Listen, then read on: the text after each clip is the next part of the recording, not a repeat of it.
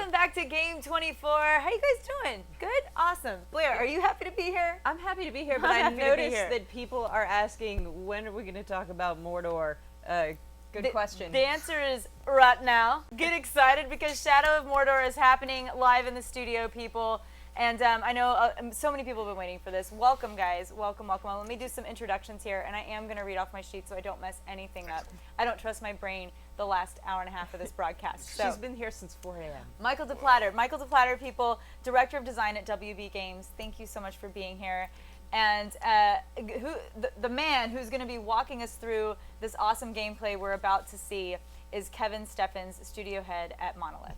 Did I say it right? Ryan. No, this is Ryan. Hi, Ryan. See?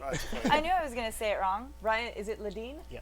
Awesome. Who is Kevin Steffens? He's here in he's spirit. A wraith. He's with us. He's floating behind us. Was he around here at one point? He's one of the Nazgul. He's inhabiting me. He'll become like Celebrimbor. He'll be back. Yes. But look, I'm. I was even reading off of a sheet. I know. I thought you were just gonna say no. It's Stevens. I'm so sorry, Ryan. Thank you for being here, and you have awesome hair. Okay. Regardless, I'm excited for this because first and foremost, this is not your mother's Lord of the Rings game. This is a dark Middle Earth. I mean, we're getting kind of a new view. Yeah, I don't know what my mother's Lord of the Rings game would look like. Probably like a this. nice very pastel hobbit. You didn't meet my mother. Right. No. It would be a lot darker than this. But yeah, I mean, it's what we want to be. Well, I mean, we are very authentic to Tolkien, and we've gone to a lot of sort of effort to do that. But it's definitely not a game of hobbits and the Shire, and you know, we are sort of more towards, I guess, the epic side of the story and the likes of Aragorn and Boromir and tell us where in Middle Earth we are in the storyline of The Hobbit and Lord of the Rings. So our game, it takes place immediately after the end of The Hobbit, after the end of the Battle of Five Armies. Sauron has just been defeated, and he's been driven out of Mirkwood, of Dol Guldur, and he's just returned to Mordor after millennia since he was defeated. And that's exactly where our story starts. So it's like 80 years before Lord of the Rings, just as Sauron's forces are starting to build up for the War of the Ring. And there's so much to talk about. I'm just going to kick things off by saying right away, we're getting exclusive looks here at Game 24, because this is the first time we're going to see PC gameplay for Shadow of Mordor, right? Yep. So this is the first time we're seeing footage for PC gaming, and you're also going to be revealing a new mode that we haven't seen called Challenge Mode. That's what we're playing in today. Yeah, absolutely. Yeah, we're really excited. So, as you said, because it's the PC version that we've put a lot of love into, but also because our challenge mode, I guess like the name says, it's really, even if you've finished the game and beaten the story, there's many, like endless hours of gameplay after that, of playing through the challenge mode and showing how that works with our Nemesis system, which is our main innovation.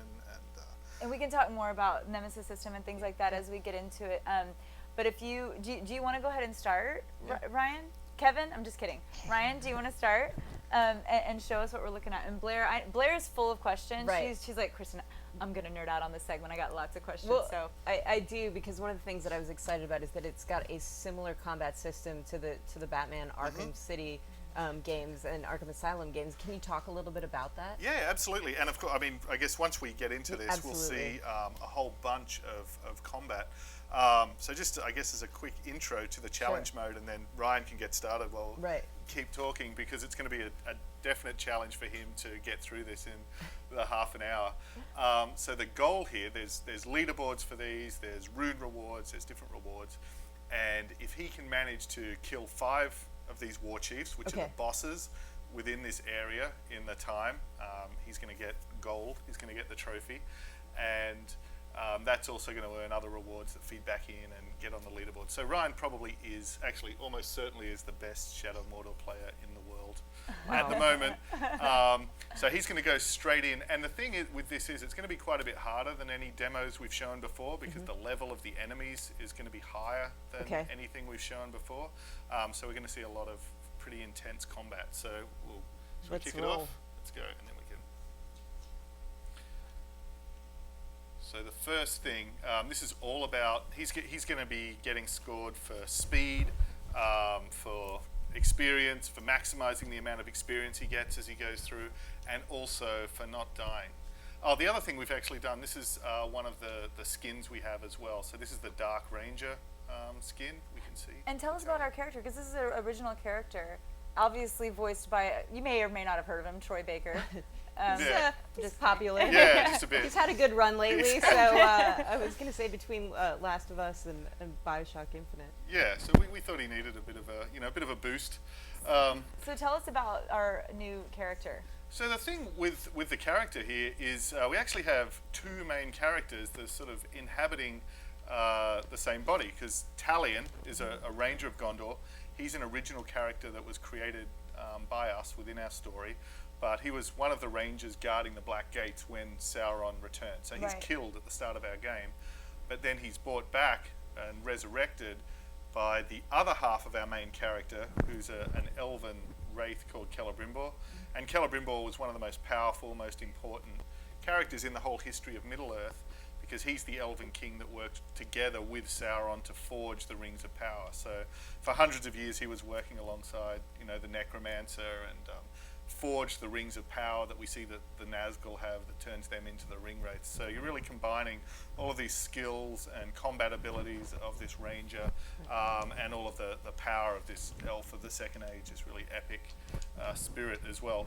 And then the two of them can combine both of those to basically go behind enemy lines in Mordor and take down Sauron's army from within. Oh yeah, so you were mentioning the combat before, of course. So here, we're obviously taking on a pretty large sort of squad force of enemies, made up of a whole bunch of different types of units. There's defenders with the shields there, as well as the basic infantry. Ooh. But the key, nice, like Arkham, is getting your hit counter up. Once the hit counter is up, that unlocks a whole bunch of different chords and special moves you can do to execute your enemies, to perform AoEs like that, to decapitate them, or to bend them to your will. So to use the power of Celebrimbor and the Wraith to actually turn your enemies onto your side and have them fight for you. And it's great because I notice you're countering and you're chaining stuff together, and also I love the flipping over the guys, the dodge. Yeah, so the dodge, so mobility and sort of your spatial positioning is very, very important, because the battlefields are very fluid and very chaotic. So not only do we have pretty large numbers of enemies, like dozens of enemies on screen at once, but then on top of that you can have beasts and monsters. Yeah, exactly. That was so sweet. Sorry. That's really handy against the defenders, the guys with the shield. Oh, and we can see actually even turning up at this battle, this is not an ordinary soldier. Now, this how do you guy, say his name? Kaka. Oh, Kaka the Angry. Okay, just making sure. I was like, what He's angry. He's got a lot to be angry about. And so these guys, the Nemesis enemies, they then bring into the fight a whole bunch of different skills and tactics and upgrades. Okay. So is he taking on power from them as they die? So there's two things. Yeah, so you can use the Wraith ability to dominate or get energy from your enemies. And then all of our bosses and sub-bosses, they're all procedurally created. So they're going to be different every time you play. And when you kill one of those guys, they drop a rune. So that floating sort of icon, that sword that's there on the battlefield. And those runes can be used to kind of, to note your achievements and note your victories on your sword or your dagger and your bow. So they're the way that you customize and upgrade all of your stats. Oh, that was a Wraith arrow there. You see the guys engulfed in flames as well. It's another sort of skill Celebrimbor has as an elf. He's very kick-ass with a bow. But in this case, that actually didn't turn out so well, because it's actually just enraged this guy. So we can see where he's glowing red. He's going to restore his health and get even more dangerous. So what is, in terms of challenge mode, what are some other things that you can tell us in terms of the gameplay that we're going to be experiencing? So the focus, we can see the goals up on the top left. It's 5 war chiefs. So far we've got 1 out of 20 captains. Okay. The goal of this is really to present a very, very difficult challenge. So it's really if you've beaten the game. I was going to say you're a one-man army at this point. That's amazing. Does it say die no more than one time? Yes, exactly. If you want gold, you've got to get through this within this time, Like, is that a one? destroy this entire hierarchy, maximize your score, and not die once, which even that in itself is a pretty phenomenal challenge. Yes. Well, I have to say, I'm amazed that one of the criteria is to finish within 50 minutes, because usually with challenges they're relatively concise. So this is like a pretty epic extension of the gameplay. Yeah, this is, we sort of forget this, I guess, because we're playing it all the time, and we've played it for hundreds, if not thousands of hours. But this is very, very different to maybe, you know, what's been released before in terms of a challenge room or a single fight or something like that. This really is kind of an epic goal of actually trying to take down this entire sort of hierarchy of these enemies within Mordor. And then not only that, but every single time you play this, it'll play out differently as well, because those enemies you're facing are going to be different. Sure. Now, I was just looking, when we go back to the gameplay, was he actually able to possess one of the soldiers, the enemy soldiers? Was that like an actual... Yep. That's great. So in the same way, you know, Lord of the Rings, the Rings of Power, Sauron, it's very much about domination, bending, sort of armies to your will, sort of controlling people through fear, and that's very much the power you have over Sauron's forces as well. So because of Celebrimbor's powers, you can actually create your own army of these Uruk super soldiers. So this is many, many years before Saruman tries to build up his army of Uruk-hai in order to challenge the Dark Lord, but we're actually doing that behind enemy lines in Mordor. So if people are just joining into the live stream, what we're looking at is the first look at Shadow of Mordor on the PC, and we're in challenge mode, which is the first time you guys, WB Games is releasing this right now to see it. So first look right here, people. And am I correct in that this is a new skin for the character as well? Yeah, this is the Dark Ranger skin. Okay, gotcha. So this is one of the ones you can earn for the, it's pre-ordered, so day one, so playing, and another thing as well with that, there's some sort of unique perks on the sword. You can get your sword can be flaming when you get your hit counter up with this one as well. Very cool. Now, aside from encountering obviously like the Uruk-hai or Rangers, like what other sort of elements from Lord of the Rings might we encounter in this game? So there's obviously the beasts and the creatures and the whole sort of ecology of Mordor as well. So this massive monster here that I love his way of travel right now. Like, I need that dude to navigate LA traffic. Yeah. That is amazing. That would help immensely. That would. Sorry, I interrupted you. Yeah, no, not at all. But that was a great move there. In this one, it's really about speed, so the navigation across the world gets really important. The other elements really from Middle-earth, we have our entire story, of course. So this is, you know, the challenge mode. So this is really just one small part of the game as well. But our story and our story missions were written and directed by Christian Cantamessa. So he's the lead writer and director on Red Dead. So the story, you know, he did an amazing job of immersing himself in the lore and sort of having that authenticity to Middle-earth as well. And then, you know, there's thousands of years of history and there's so much detail and richness in this world that we wanted players to be able to explore and get into. So there's a lot of side quests, there's a lot of collectibles, there's a lot of exploration. For example, this cave here where we can see these Caragors, you know, they're going to contain, you know, a whole bunch of stuff that you can discover. So we wanted people who've never ever even read the books or seen the movies to be able to enjoy this as a standalone story on its own, or people who, you know, like some of us, are just mad fans and have read it dozens of times and are totally immersed in it, to be able to kind of even see or experience some sides of Middle-earth that they haven't seen before, like the backstory of Sauron in the Second Age, and like Celebrimbor. And so we very much wanted anyone to be able to enjoy it, no matter how much their level of immersion in it is. You guys are in a really awesome position to do that, because it is, like, for fans that haven't read the books or seen the film, it's a new storyline. It's a you know, you don't have to know any backstory to enjoy it. But like for hardcore fans, it's great to explore this region of time between The Hobbit and Lord of the Rings. Yep, and that approach was very much inspired by The Hobbit and Lord of the Rings. So, you know, I think a lot of people, their first exposure to Middle-earth is the films, the Lord of the Rings films, and then they go back and experience The Hobbit as a prequel, or other people who've read The Hobbit first and then, you know, perceive Lord of the Rings as a sequel. But whatever your entry point is, they both work on their own as a story, and they both work even better in relation to each other. So we wanted to do the same thing. Even if this is your first entry point into Middle-earth, it's still a cool, epic, standalone story. But if you see it as a sequel to The Hobbit, it works. You find out what happened next with Gollum, what happened next with the Necromancer and Sauron, where that story's heading. Or if you see it as a prequel to Lord of the Rings, it's really fleshing out some of the backstory and depth and the origin of the Rings of Power. So Blair, do you have more combat questions? Oh, well, I mean, in general, sorry, I'm mesmerized because it looks great on the PC. There's a flaming sword, sorry. Oh, no, tell me, it's flaming sword for one. Like, you know, talk a little bit about... Excuse me, be quiet, I'm watching a No, flaming sorry, sword. I am, like, completely hypnotized by this. But the story, and this isn't so much about the combat system, but, like, the story of his journey is one of revenge, correct? It's one that begins with revenge.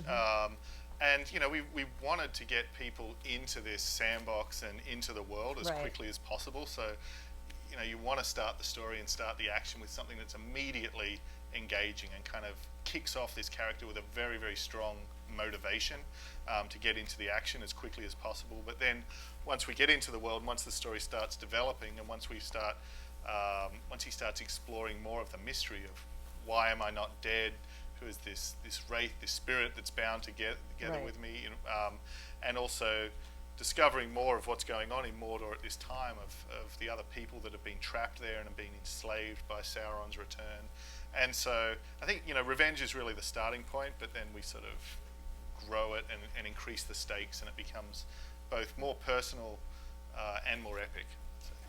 Oh, I was just gonna say, and this character is he completely new, or is he referenced in one of the other? I'm sorry, I was so like into this earlier. Yeah, he already answered that in detail while you were looking at the flaming sword. I'm sorry, I was really mesmerized by that image. No, this is an original character. Yep. So you're not confined by anything that sort of Tolkien set down, but you kind of can do it within the parameters of the entire series. Yeah, exactly. Yeah. And that's, we really did both. So Celebrimbor is very much drawn from the lore.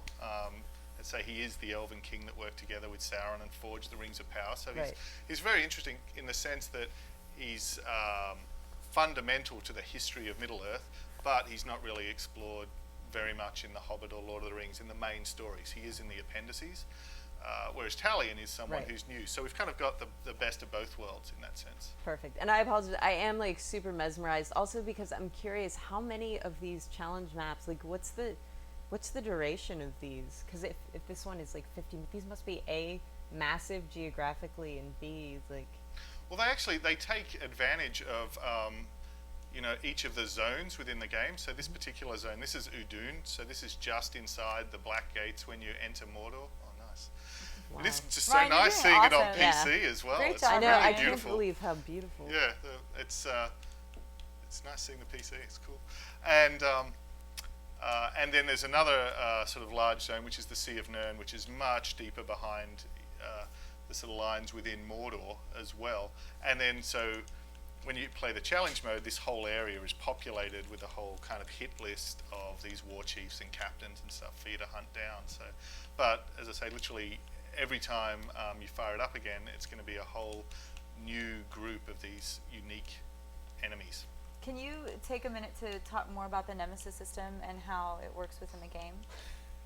Yes, I'm getting distracted as That well. was an Okay, it's like every time I start to have a train of thought, I see someone decapitated spectacularly, and I'm just like, I've lost everything. This is amazing. Dark Ranger stuff's fun too. Yeah. So the idea for the Nemesis system, obviously, I guess there were a couple of motivations there. One, we just really didn't, like, combat is very much a core part of the gameplay, and that's the melee combat and the stealth and the ranged. And it was really important that doesn't get boring or that doesn't get repetitive over the course of a 30-hour campaign. Right. You know, we wanted that to be really, just continue to be fun the whole time. And so two things we tried to do with that. One is never make it feel like you're just fighting cannon fodder. So any enemy in the game can get promoted, can go all the way from just being any orc in the world, can get promoted, make his way into the hierarchy, become a captain, grow all the way up to becoming a war chief.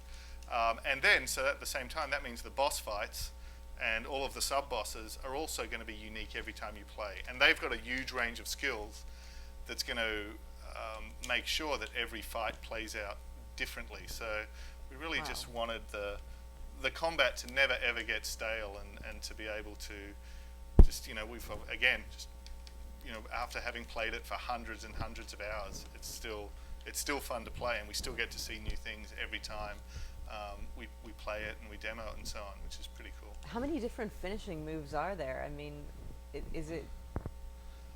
There's hundreds? A ton. The thing is as well that's fun is not only are there. Oh, you're going to dominate him or kill him? Get info first. Intel first. Ooh, Excellent. good That's move. important. Good Nice. move. There's all the finishing moves from the player, from Talion, but then we have, because the infighting and forcing these orcs to turn on each other and to kill each other so important, they all have, massive quantities of animation and so on as well, and all of their own finishing moves and attacks, whether it's body slams or decapitations or shanking, so it's a huge amount of depth. While Ryan is dominating some orcs over there, I want to take a minute to tell people when the game comes out, because they're asking. It's in 11 days, people. Shadow of Mordor is releasing in 11 days. Wow. Yeah, September 30th. So, how does it feel like hear that? In 11 days, I know. Your game is coming out. Yeah, it's we just can't wait. And I think is it this weekend there's a Steam sale? Yeah, so the PC as well. So, it's really getting close, and incredibly exciting just to wait till people can get their hands on it. Yeah, and it's a treat for us, for you guys, to bring challenge mode and a first look at the PC today. Thank you guys for doing that. This is really cool. This is just a total girl thing. I love. Do you call it a cape? What is he wearing? I love the His way cloak. it moves. His cloak. Thank you. When he runs. Well, it's interesting because that's you really only get that in this this skin as well. He looks, because obviously it's a dope any sort of skin. third-person action game, you're looking at these guys from behind a lot of the time. So normally Talion, he's pretty tattered and ragged after being sacrificed on top of this tower. So it was actually kind of nice to really get to exploit and take advantage of all our nice cloth tech in all I've seen this is skin. the trailer, what he's wearing in the trailer, and so I'm like, whoa, he looks amazing. And with how good this looks on the PC, what are the system requirements that people are going to need to be able to do this? Like, I'm just curious. I'm not the best person to ask that. I know we've obviously got them up on the. Sure, no worries if not. But I think it's certainly going to take advantage of all of the potential of the PC as well, to just look as good as it possibly can. Looks I incredible. don't know exactly what MN spec is. I can't believe how many NPCs are on there at the same time. Well, and the thing is as well, that creates so many different possibilities for how it can play out, because you can turn those guys to fight for you, or it can become overwhelming fighting against them, and it enables us to make the world feel alive and constantly surprising. Where are we up to? Sorry, I haven't been able to watch what's going on. What's your current tactic? Currently disrupting an execution. You haven't got any war chiefs yet? Not yet. Okay, how long have we got? I don't know how much longer we have, but did you, and forgive me if you already talked a lot about this, the Nemesis system, did you talk about how it generates unique enemies? I guess a little bit, touched on it. But the other thing, basically, there's three things that it does. One is that any enemy in the world can get promoted, can become a boss. Right. Two, the other one is that they remember. So every time you have an encounter, if they get injured, or they run away, or you run away, or any fight that happens, they remember that. So you actually get to build up a story and build up a kind of personal history. And these guys really turn into your own personal archenemy. Oh, there's a last chance. And then there's also, because Talion is a wraith, there's also the way that we handle death. So, of course, normally in a game, if you die, we roll back time and you retry the same thing you just did. Right. Here, we don't do that. We actually move time forward. So like the ring wraiths when they're killed. And so when you die, time moves forward until you resurrect, but that means the world evolves, because we're simulating this whole orc society. So the guy who killed you, for example, can get promoted, they can start new missions against each other, we can constantly create new side missions in the sandbox. So that combination of time moving forward, them genuinely having memory, and any orc in the world being able to promote really makes it kind of a living world. Did we already get into specifics of the weapons? So I know you touched a little bit on it as we're seeing Ryan use wielding something new. I'm like, ooh, fiery sword, but and the bow and arrow as well. Yep. Yeah, can you walk us through? Yeah, I think that was another place where our initial inspiration very much came from Lord of the Rings, and the way a lot of these really epic weapons like Glamdring or like Sting or like Aragorn's sword, Anduril, they're named, they're characters in their own right, and they're legendary. So we didn't want to just be swapping out weapons all the time. We wanted you to start with your sword and actually build its legend and kind of have it grow with you until your enemies actually know its name and fear it and so on. And so what we do, you have your sword, you have your dagger, which was initially starts off as your son's broken sword after he's killed, and Celebrimbor's bow. But as you complete weapon quests and go on missions, they get reforged, because Celebrimbor, he was the greatest smith of the Second Age. So all your weapons evolve visually over the course of the game. And then, tied to the Nemesis system, as you're killing all of these named enemies and they're dropping runes, you can take those runes and actually carve them into each of your weapons. So that lets you customize all of their stats and abilities and customize them to your own playing style as well. And then the more side missions you do and currency you gather, the more rune slots you get, so the more runes you can actually place into it. And so it does have for example, there where he was climbing up the building and kind of did a stealth kill. It's very cool that there's that component as well. And that's something I think at Gamescom or at E3 or at PAX or anytime anyone's kind of gotten the chance to play the game, I think that's an area where it really comes through as being very unique in how fluid it is to go between the stealth through to how the ranged works into the melee combat. Because the world's so dynamic and chaotic, it really sort of. It's not like, okay, here's a combat encounter, here's a stealth encounter. They're constantly flowing into each other. Is there a random name generator? Because Yes. these names are amazing. Yep. I was like, what? Yeah. So it's not totally random. It's related to their personality and their history and their job and where they come from. So the names and the titles actually give you a clue as to who they are and what their history is. And that's great. You should put that online, and then it's like people who look for what would my stripper name be? It's like, what would my Mordor name be? Yes. My orc stripper name be?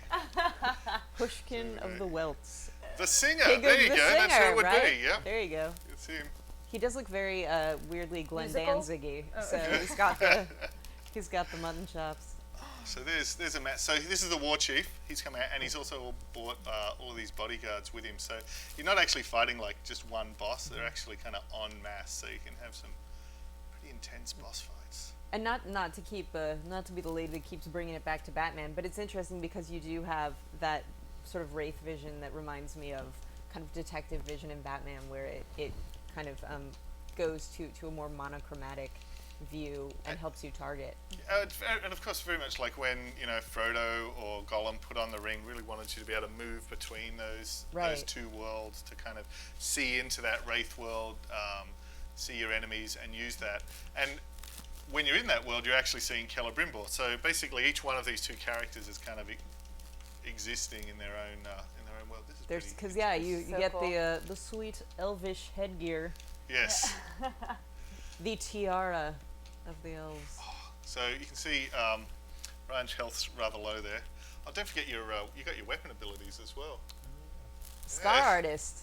That also sounds like a member of Towards Star Artist. right. So yeah, a metal band, a nice Swedish metal band. Well, these guys get scarred as well. So if a guy's been burned and survived, or he's been mauled by one of these monsters and survived, or he's been stabbed in the back by another orc, they'll actually have the scars. So that can be part of what makes them visually like, oh, here we go, first war chief down.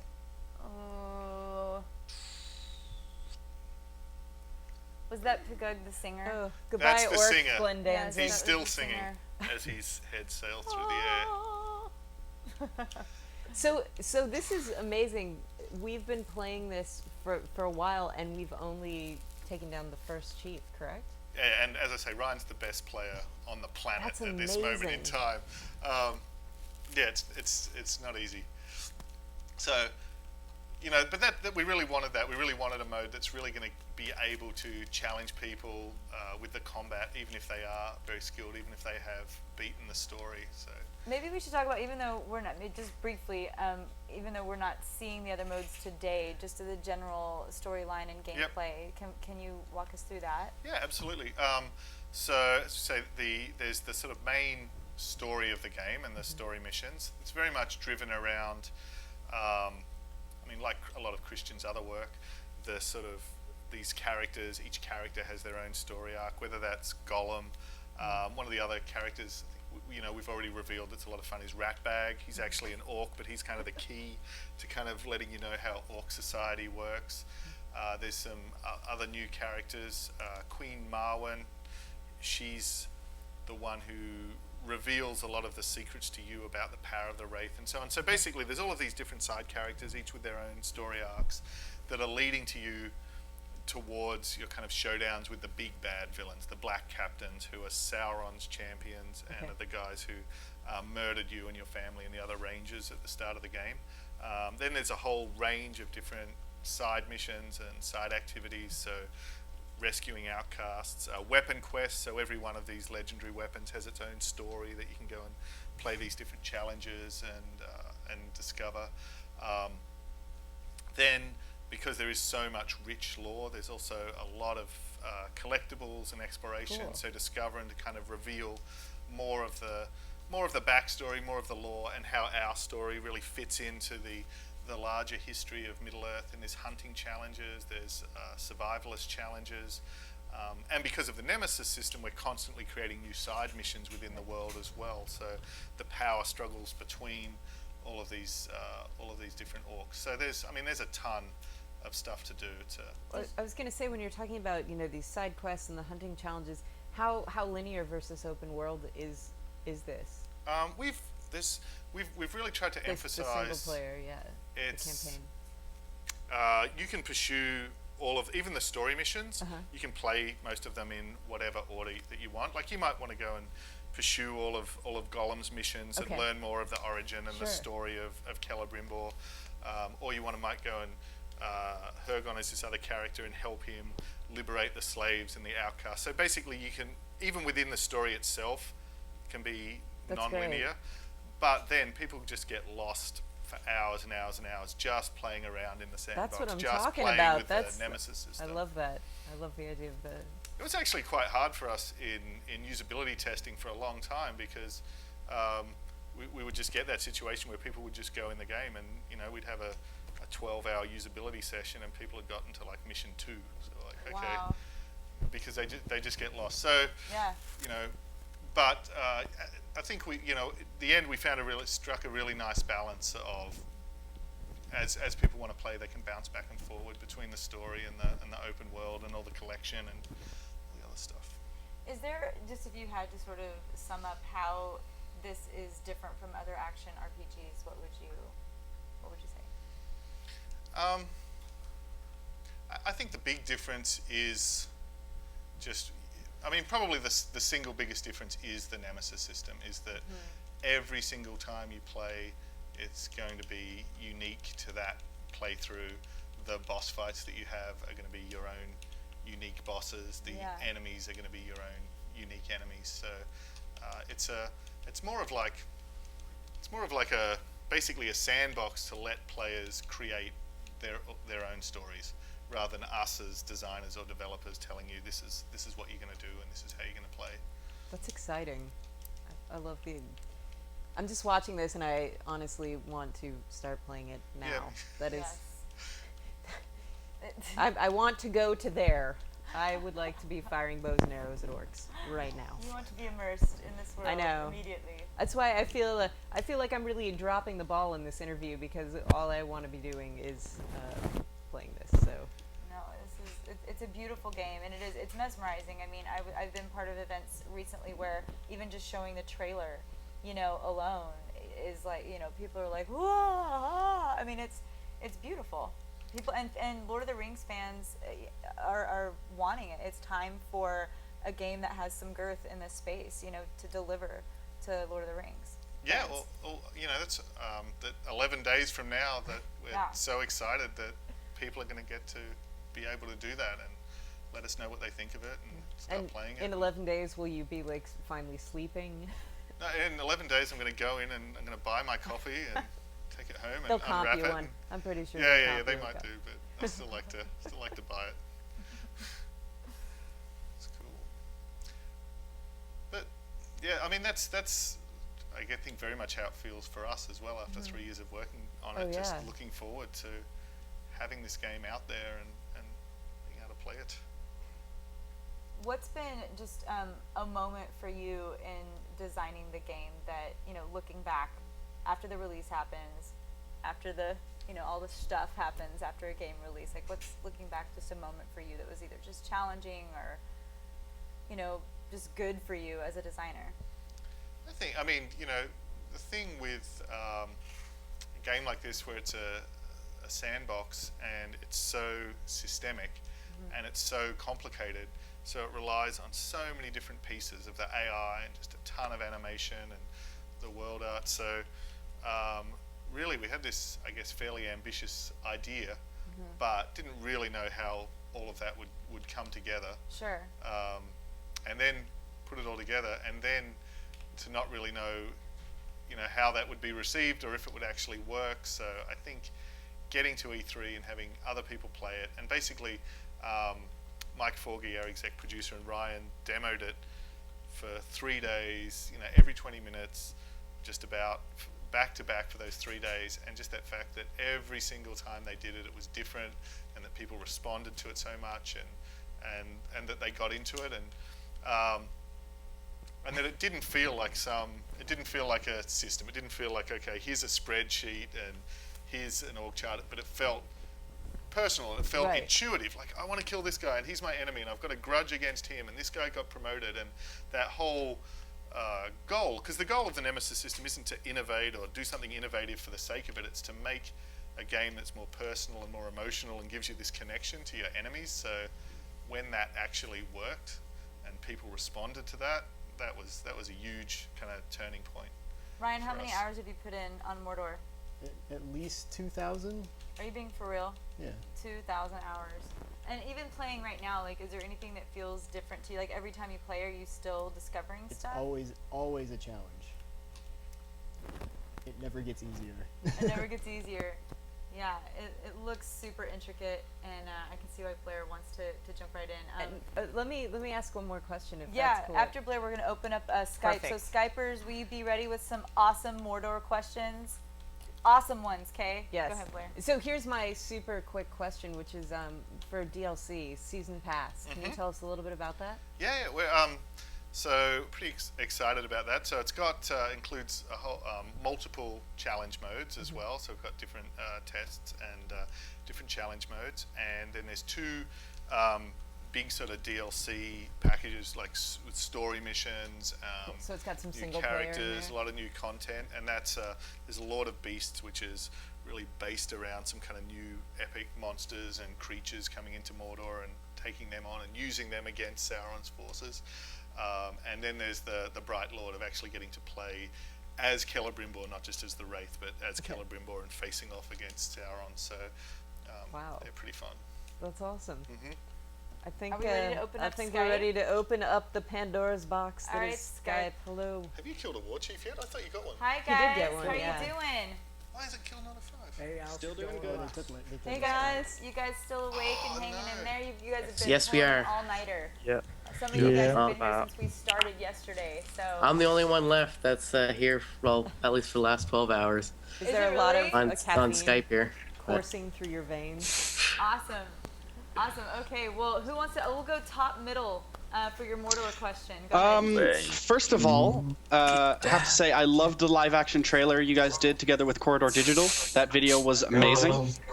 Yeah, thank you. That was a lot of fun. Those guys are great. As someone who doesn't give in to hype, the hype is real. I guess I want to know, like, how long did it take you to get the system in place where everything is so unique? Because it sounds like a pretty big challenge, and I'm just wondering if how much time did you spend like getting that right, getting the world to feel alive? So it really was the whole duration of the project. So it really was the 3 years of the project.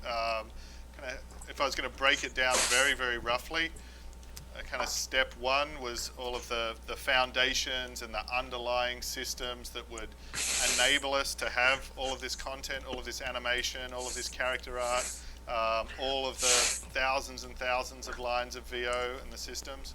So the second year was building it all, so that was another big challenge, and then kind of the third year was polishing it and iterating and playtesting. So it really was the whole duration of the project. It was a big focus from day one to try and do that. I'm glad that there's a year of polish on this, because I don't like buggy games, and I'm glad that like the polish is being put into it. Yeah, I think you know, the production side, it's always a fight at the end of, you know, some people wanting to close it down and some people wanting to add more stuff, and the producers and those guys were really rigorous and good about shutting it down, and then only responding to things that were because we were play testing it and because we were in user testing, and really switching the focus to polish, so that it is, I mean, we just has to be like that, because the balancing of something so complex as this system, where we have millions of different possible combinations of enemies, is just a huge, huge job. Do we have other questions? I was looking for... Well, that was kind of the question I was going to go with there, but I did just add the game onto my wish list because I now just heard of it, so I will end up getting it eventually. Perfect. Middle right. I saw it and I loved the game and it looks really good. Will there be any sort of frames per second lock on it, like some of the other modern games that are coming out? Would there be any what now? There's something about... Like a lock on the frames per second, like whether it's limited to 60 frames per second or 30. Yeah, on PC it's I think the Mac is looked at 100. So no FPS logging there. Only at 100. Okay, so 60 FPS is good enough, right? Yeah. People with 120 Hz really monitors might be. And that's with the the combat system of the counters and the it's really, really smooth at that, for sure. Anybody else in there? Any other Mordor questions? Yes, lower right. Or lower left, I'm sorry, lower left. In the white shirt. I guess it's my left, I'm sorry. Lower left. left. Bottom left, right there. Bottom left. I'd like to ask a question from my friend. Do you release an HD texture pack separately to reduce the system requirements for computers? I mean, I don't really know what he meant, but he asked about it. I don't know. Did you understand the question? I'm not sure. We do have like high detail settings for PC, so it's definitely not just a port. This was built as a PC game in parallel development. You know, Monolith's history is as a PC developer, so I'm not sure if that was a question, but there are other high detailed textures for PC. Can you do it for monsters like GTX 980? Textures are at a high resolution. The new Maxwell card, the 980. I think he was asking something regarding that. Oh, I don't personally know specifically, but we should. So yeah, we're actually gonna have to wrap out our Skype session right now. But you guys rock. Thank you. Do you have, if it's really quick, top left, can you make it super quick, friends? Oh no, you're muted. muted. Turn your mic on. You're mute. Your microphone is muted. Just that. I was going to keep talking. What size map are we talking about? Like in terms. Oh right. So there's two main maps and some other sort of story areas. they're each like completely, each zone is like fully open world. You can go wherever you want. They've each got a lot of gameplay in them. So it's not a completely massive, expansive world, but each zone is really got dozens of hours of gameplay and is fully open world. Thank you guys so much for the awesome questions, Skypers. We really appreciate it. We're going to, how much more time do we have? We have 1 minute. Okay, so anything in summation that you can give us for 1 minute before we throw to our mod event? No, it was just great to have the chance to sort of run it and get to see it and show the PC version, and also to kind of fire up the challenge mode and try and get through that. We didn't quite. Oh no! Oh wow! What just happened? I was not looking. It's a sword through the head. We're I was all actually good. listening to Brian, and everybody else was looking at the screen. Yeah, there's an amazing sword. So thank you guys so much for this look at Shadow of Mordor. Again, it releases in just 11 days. It looks fantastic, and thank you so much for giving us an exclusive here at Game 24 with the challenge mode and the first look at what it looks like on PC. Absolutely, you guys dazzled me like a magpie looking at a shiny object. You completely derailed me. That's a very good sign. So thank you so much for coming in.